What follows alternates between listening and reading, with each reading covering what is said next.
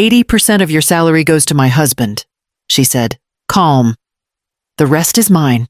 That's how we've agreed, per our plan. The words landed heavy. Not loud, heavy, like a pot set down too hard on a counter. I swear the room even smelled faintly of burnt garlic from dinner, like something left too long without anyone caring. I looked at her hands first, then her face, calm, organized, waiting. I glanced at my son-in-law. He kept his eyes on the table, not embarrassed, more like careful, the kind of careful people get when they already know the outcome. He shifted once, cleared his throat, then stayed quiet. That told me everything I needed to know. This wasn't new, just new to me. For a second, I actually wondered if I'd misheard. That happens when you're older. Your brain tries to protect you by offering excuses. Maybe she meant temporarily. Maybe she meant something else. Honestly, I froze for a moment. Then I realized exactly what she meant. I lifted my coffee mug, took a sip, then set it back down. The rim clicked against the table. Sharp sound. Nobody moved. My name is Charlene Whitmore. I've worked most of my life. Not fancy jobs. Just steady ones. I always paid my bills. Always showed up. And somewhere along the way, helping my daughter turned into something closer to expectation. Groceries here, a utility bill there, just until we're back on our feet. I didn't track it. That was my first mistake. She kept talking, explaining how this would be cleaner, easier to manage. Like my income was a messy drawer she'd finally decided to organize. I didn't interrupt. Didn't defend myself. I'd done that before. It never ended well. Defending just gave her more angles. So I nodded. Slow. Once. All right, I told her. Let me think through the logistics. Her shoulders dropped a little. Relief. My son-in-law exhaled, barely noticeable, but I caught it. They thought the hard part was over. And maybe it was, just not in the way they assumed. I won't pretend I had a plan right then. I didn't. I just knew something had shifted. A line I didn't realize was still mine had finally been crossed. If you've ever felt that moment when you stop reacting and start observing, you know it doesn't feel brave. It feels quiet and kind of cold. I finished my coffee. It tasted off, too bitter. Or maybe that was just the timing. It didn't start with that number, 80%. That part just made it loud. It started smaller, quiet enough to ignore. The first time, my daughter leaned over the kitchen counter and mentioned the electric bill. Not asked, mentioned. We're short this month. Just until his hours pick back up. I remember nodding like it was nothing. I'd paid bills my whole life. One more didn't feel dangerous. I transferred the money the same night. Didn't even tell myself I'd need it back. A week later, it was groceries. Can you grab a few things while you're out? We'll settle up later. Later never came. And I didn't chase it. By the next month, I noticed no repayment or acknowledgement. I told myself family doesn't keep receipts. I liked being useful. That part's on me. Then came the credit card, linked to my account but used by them. We'll drown in interest if we don't get ahead of it, she explained, voice tight, like she'd already decided the answer. I asked how much. She gave me the number without hesitation. Too fast. I should have caught that. I paid it anyway. My son-in-law stayed mostly quiet through all of it. Sometimes he'd mutter a thank you. Sometimes not. He had this way of sitting back, letting the problem pass over him once the money moved, like rain sliding off a windshield. Nothing was ever written down. No timeline. No talk of stopping. Just a rhythm. I helped. They needed. I helped again. When I tried once to slow it down, she frowned. Why are you making this a thing? That line stuck. Making this a thing. As if the money walked out on its own. So I stopped bringing it up. I let the pattern harden. Every month it got easier for them to expect it and harder for me to question it. Not because I couldn't speak, because I didn't want the look she gave me when I did. By the time she folded her arms at that table and divided my income out loud, she wasn't inventing something new. She was finishing a sentence we'd both been writing for years. I lay awake that night listening to the refrigerator hum, thinking about all the times I told myself it was temporary. Temporary has a way of settling in if you don't push back. And I could feel that truth pressing in, whether I liked it or not. I didn't raise my voice. That surprised them more than anything. I looked at my daughter and nodded once. Slow, measured. All right, I told her. If that's how you want it set up, we'll need to be clear. She straightened a little, like she'd just passed something important. When do you want the transfers, I asked. Weekly or monthly? I kept my tone flat. Practical. And whose account handles what? She blinked, then answered fast. Too fast. Dates, routing, a clean little system she'd already built in her head. Talking through it relaxed her. I could see it. Her shoulders dropped. The tension she'd carried into the room loosened. My son-in-law finally let out a breath. Not dramatic, just relief. Like a man who'd been holding it without realizing. Monthly is fine, he added, careful not to overstep. Whatever's easiest for you, easiest. That word again, always about ease, never about fairness. I nodded along, repeating details back so there'd be no confusion. They watched me closely, waiting for a crack, a lecture. Tears, something messy. Nothing came. At one point, my daughter smiled, small and satisfied. I knew you'd understand, she murmured. That was the moment I almost laughed. Understand wasn't the word. I understood plenty. I just wasn't interested in explaining myself anymore. I glanced at the clock, stood up, and reached for my jacket. I'll sort it out. I told them, give me a few days. They both agreed at once. Too quick, like the conversation was already over in their minds. Here's the thing, and maybe you've been there too, I wasn't calm because I was beaten. I was calm because arguing had never gotten me anywhere with her. Silence. Though, silence made people careless. As I stepped into my shoes, my daughter was already talking about something else. Dinner plans, weekend errands, life moving on. They believed the decision was settled. And for the first time, I let them believe it. She called the next morning, not to check on me, to organize. I need to know the exact day you're sending it, she began. Voice brisk. We have payments lined up. I asked which ones. Not to challenge her, just to hear how she'd answer. The mortgage first, she replied. Then his credit card, the one with the higher interest. After that, we'll figure out the rest, she said, assuming my cooperation. I stayed silent. And the account, I asked, yours or his? There was a pause, half a second. His, she answered. That makes more sense. I pictured her sitting there, phone tucked between shoulder and ear, probably jotting notes like this was a work meeting. I could almost hear the pen scratching. What about timing? I continued. Monthly. Same date every time. Yes, she replied. Quick again. Consistency matters. In the background, I heard my son-in-law clear his throat. Whatever works for you, he added. Careful, neutral. He always knew how to stay out of the blast radius. She cut him a look.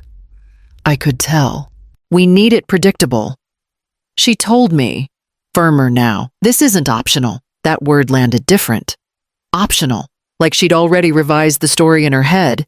This wasn't help anymore. See, it was structure, obligation, a rule she'd written and expected me to follow. I repeated everything back.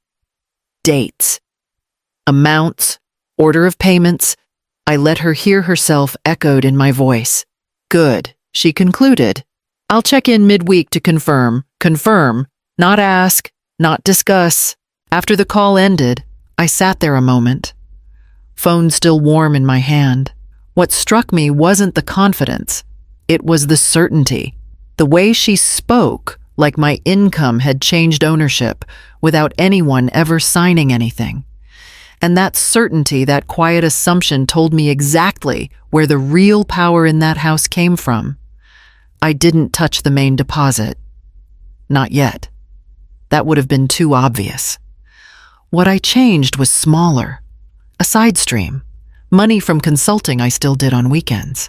Cash that used to slide into the same account without anyone paying attention. I rerouted it. New account. Different bank. No announcement. I told myself it wasn't lying. It was adjusting. That's the word I used. Adjusting. A week passed. Then another. My daughter texted, upbeat. Everything good on your end, I answered with a thumbs up. Nothing else. They kept spending like nothing had shifted. New shoes for my son-in-law. A dinner out. I recognized the restaurant name when she mentioned it. One of those places where the menu doesn't list prices. That detail stuck with me more than it should have. A few days later, she called again. The transfer looks a little light, she noted. Not accusing, just alerting me. Like I'd underpaid a bill. Income fluctuates. I replied, calm. You know that. She hesitated. That was new. Well, just keep me posted, she added. We're budgeting. We're budgeting. With my money. In the background, I heard my son-in-law laugh at something on television. Loud, relaxed. He hadn't noticed yet. That told me everything. As long as life still felt normal, they wouldn't question the source.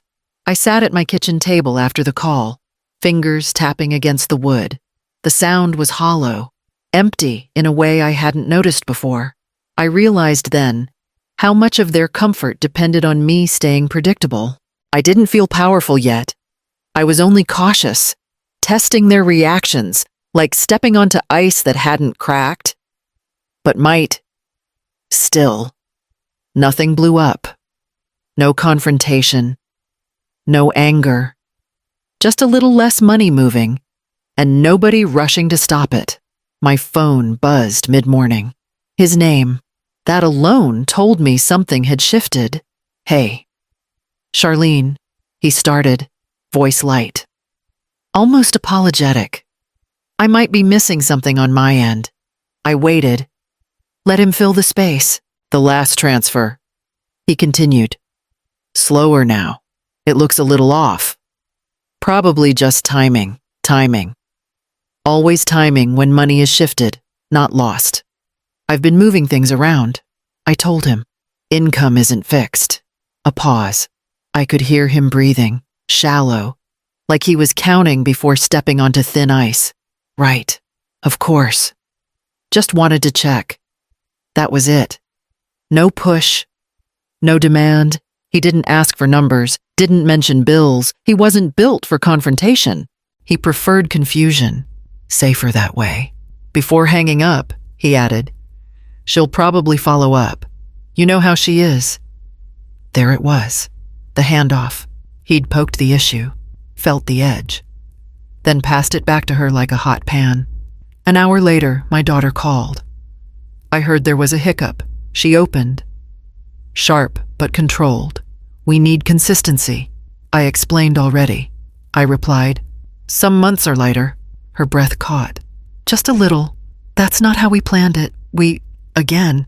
I didn't agree to a fixed amount. I reminded her. We talked structure. Not guarantees. Silence. Thick. Heavy. I imagined her jaw tightening. That familiar look she got when things stopped lining up. In the background, I heard him again. A drawer closing, a chair scraping, normal sounds. He was still living like nothing had changed. Here's something nobody tells you about control. It panics quietly before it panics loud. And if you listen close, you can hear who's really afraid. I ended the call first. Not dramatic, just done. If you've ever watched people realize the floor isn't as solid as they thought, you know it doesn't happen all at once. It starts with a single step taken more carefully than the last. She came over that evening. No warning. Just showed up, keys jangling, jaw set. He followed a step behind her. Quiet like always. Hands in his pockets. You told us the plan would work, she started. We made decisions counting on your past help, she continued. We rearranged things. We trusted you. Trusted. That one almost made me laugh. But I bit it back. I watched her talk herself up into it. The sacrifice speech came next. How hard things had been.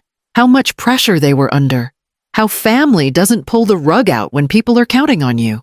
Behind her, my son-in-law leaned against the wall, arms crossed now, eyes on the floor. He didn't add anything. Didn't need to. He was there to look concerned. To make it feel heavier. You don't just change terms. She pressed. Not when people rely on you. I noticed she kept using people instead of us. That wasn't an accident. I stayed quiet. Let the words stack up. Every sentence gave me something new, a receipt, a record. She mistook my silence for confusion and pushed harder. We built our budget around this, she insisted. You were part of the plan. There it was. Not help, not support, a plan. I was an asset line they thought they'd locked down. I nodded once. Not agreement. Acknowledgement. She paused, waiting for my defense. An apology. Anything she could grab and reshape. Nothing came. If you've never tried this, just listening when someone expects you to fold it feels wrong. Like skipping a step. But it also changes the air. People start filling it with things they didn't mean to say. Her voice cracked near the end.